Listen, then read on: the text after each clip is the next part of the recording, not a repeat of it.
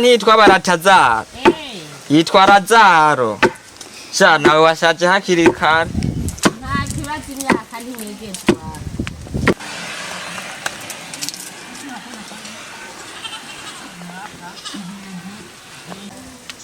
Ni munyaru. Koro. Munyarutse ntacyo. Ashanu. Ndahamaze. Ngo waraje. Ego natwe turimo. Ngira ikintu ngaho. Raza. Sa. Ngo sha umfashe naho bona naho uvuye kurima. Byose byo mu rugo ni gufashanya. Reka dukoreshe.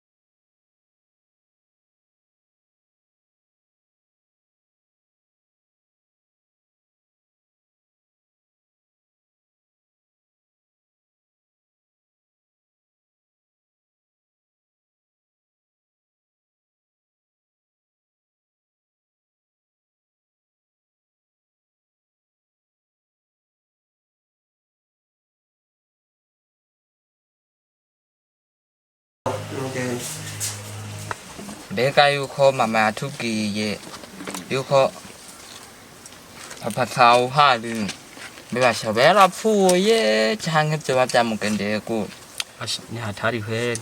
kubera iki twisanze mwa buno buzima Ubuzima turimo buragoye ko. Ico gituma ndakubwira yuko ukwiye gukerebuka. Ukaba umwana mwiza nkuko nanje sanzwe nimereye urabibona nawe. Kugira none mushiki wacu bisaba ariko ahitwe tuzomufasha ubona azoja kwishuri gute ntazoreka kwiga nka twebwe kandi aritwe tumukuri aca natwe nukuri tuzotuma tumurondera turabe yuko yokwiga nko mu kw'icenda bisaba azoje kwishuri yabeze reka yakutse mama aradukunda gusa ikintu kimwe ariko araduhisha nuko atariko aratubwira iyo papa wacu ari gusa ndizera ko igihe kimwe bizokunda tugahura na papa wacu canke tukazomenya amakuru y'ukungene ibintu vyagenze nubwo mama abiduhisha usanga tuzobimenya reka tuvyizere mama burya aradukunda usanga tubikiye vyinshi madamu ugerageje kuraba mw'aba bana bose bera niwe mwana mfise gusumba n'abandi bose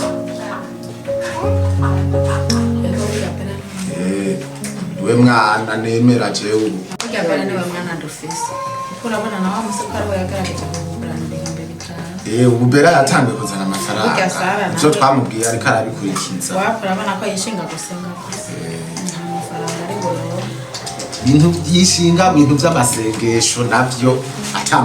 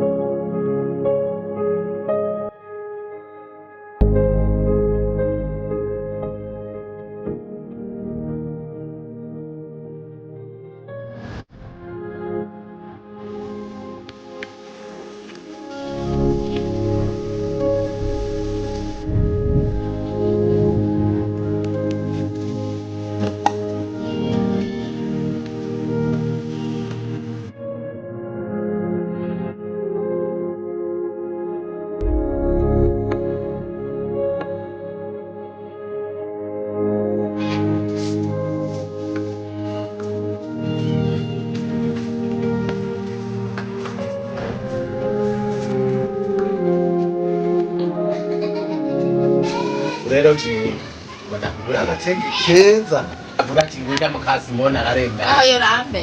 Oya ayi ntabwo guhenda. Babo rero madam. We naguha amafaranga menshi urabibona? Sinari kuguma mwaka karuri nubatse urakabona. Ndakubonye unezerewe nanje birampimbara kweli.